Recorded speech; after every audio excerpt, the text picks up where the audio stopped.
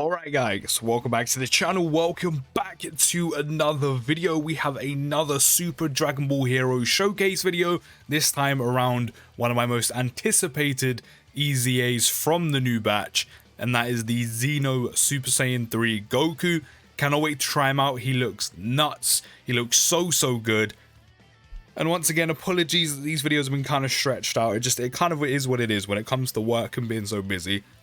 It's just how it has to be, but we're going to try and grind through while I have time. And yeah, I'm looking forward to this. So we do have him on rotation of one of his ideal linking partners, which is of course a fellow SSJ3 unit, which is the SSJ3 Gohan. Of course, in probably a few months' time, maybe a little bit more, the SSJ3 Bardock will be getting his EZA on global. A lot of these SSJ3 units from the Heroes units can also then go on his category lead, so that is another place you can actually use this Goku rather than just strictly crossover or Dragon Ball Heroes category. You could also link him up with, of course, the newly EZA'd SSJ3 Xeno Vegeta, but unfortunately they made him terrible. Like, they literally removed his defense, swapped it for attack, and he's just kind of bad. Now, as a Jeets fan, kind of stings a little bit, but he is doo-doo, so I'm gonna be honest, I'm not even gonna make a video on him because he is just literally terrible. He is the worst EZA from the entire batch, and I just have no interest in using him. I could have squeezed him on the team, but I don't get how you just ruined his EZA like that. Like, why would you do that to my boy? But turn one, the only link we are indeed missing is Kamehameha. I'm pretty sure this Gohan doesn't do one. Yeah, no.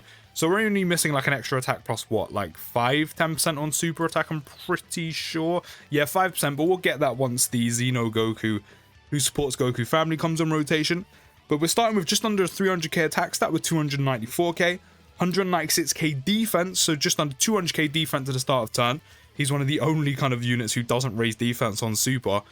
But of course, he does have his damage reduction and he guards all attacks. So literally almost 200k defense with damage reduction guard is going to be a very good combination, and he's going to be tanking incredibly well. Of course, it's not going to be a fair test in here because this event just doesn't do too much damage, but a 4.8 million attack stat. He is rainbowed. 4.8 million attack stat, with the majority of links active aside from Kamehameha, no support, and how good he is defensively is actually a really good start. That's actually really good. When you think about how good he is defensively, how good of a tank he is, he can go in slot 1 and he's putting out almost a 5 million attack stat. That's pretty impressive. That is pretty impressive. That is really good. But after EZAing, his kit is as follows. He is a sub Dragon Ball Heroes lead, and he also gives super strength types, Ki plus 3 HP and attack and defense plus 130. On super attack, he'll greatly raise his attack by 50%, hence why he's almost doing a 5 mil attack stat, no support. Causes immense damage with a great chance of stunning. So any events, any red zone stages, any stages of harder content really, where you are able to stun, you are going to have a great chance to do so, which is very helpful, of course, at reducing any type of damage you'll be taking. And speaking of reducing damage, as I said, he's going to be reducing damage received by 15% for 3 turns. It's only 3 turns, but he has guaranteed guard all the time. So having an extra 15% damage reduction for 3 turns, you don't really miss out on much once you lose that. That's only really going to do so much overall. But still, 15% damage reduction on top of the fact he has almost 200k defense and guaranteed guard just helps him tank just that little bit extra. Will help him tank in red zone, that super attack from a red zone boss, just that tiny bit better.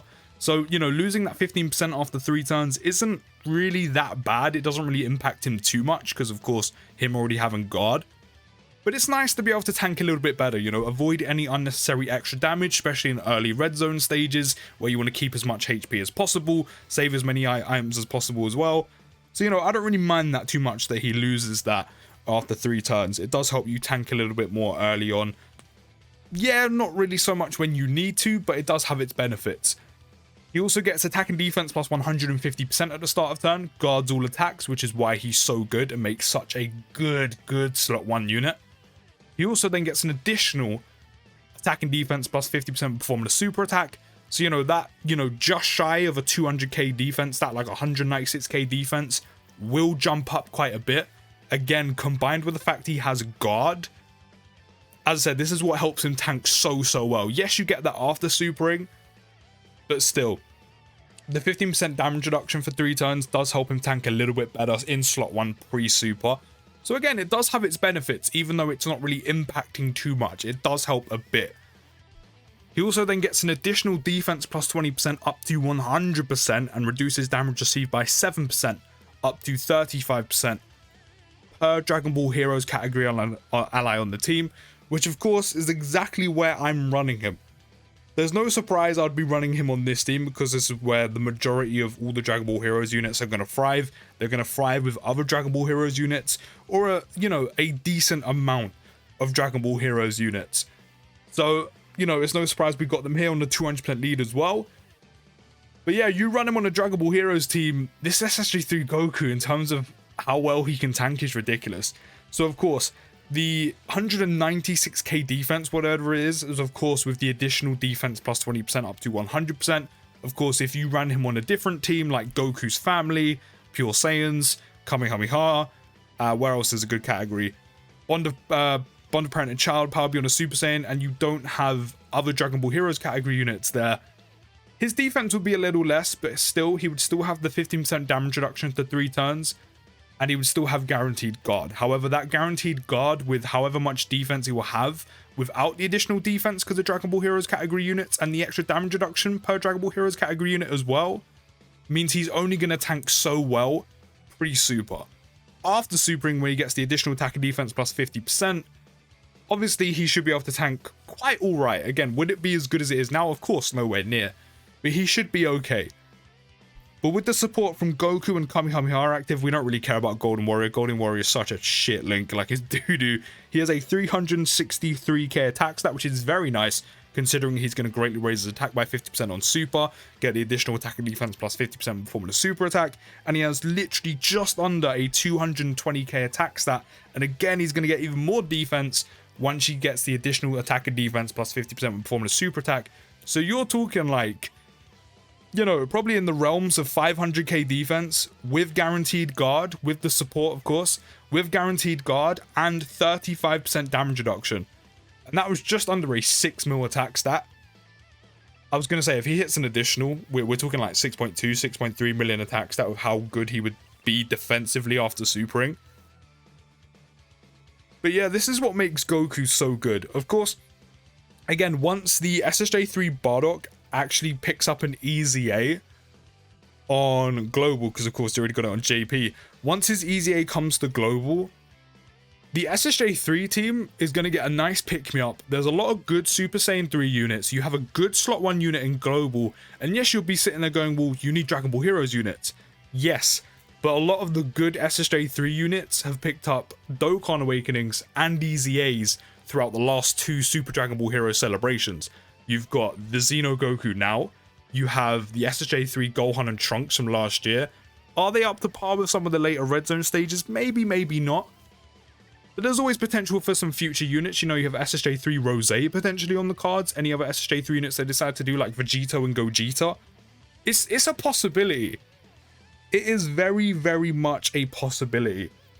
So the Super Saiyan 3 team, or Super Saiyan 3 category team, when SSJ3 Bardock gets his EZA on global, you could easily just fill that team out with Super Saiyan 3 units from Dragon Ball Heroes, where the Xeno Goku can get the extra defense up to 100% and the extra 35% damage reduction, where he receives the 7% per Dragon Ball Heroes category ally. Would you get the full defense and full damage reduction? No.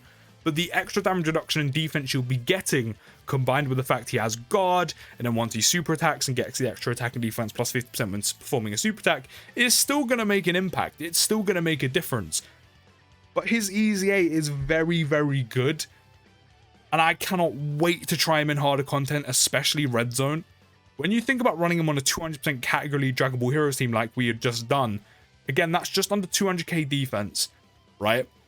With other Dragon Ball Heroes category allies, that 35% damage reduction and the 15% damage reduction we have for 3 turns, along with guard. So that means with the combined 50% damage reduction and guard, even before he super attacks in Red Zone, he's going to be tanking everything in slot 1 for next to nothing, which is fantastic, because there's only a handful of units in the game that can actually do that. yes, once he loses the 15%, it may be, well, obviously it won't be as good, but he's still going to tank very well pre-super.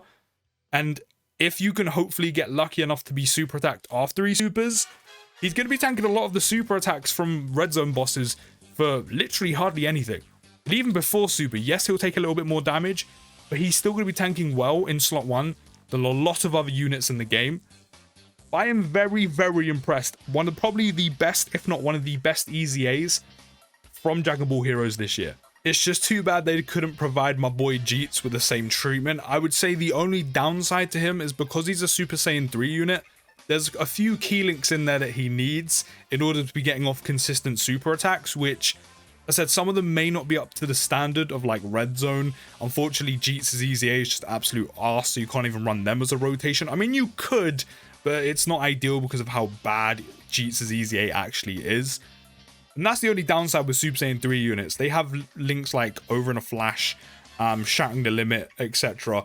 that you really kind of need to get active to get consistent super attacks off.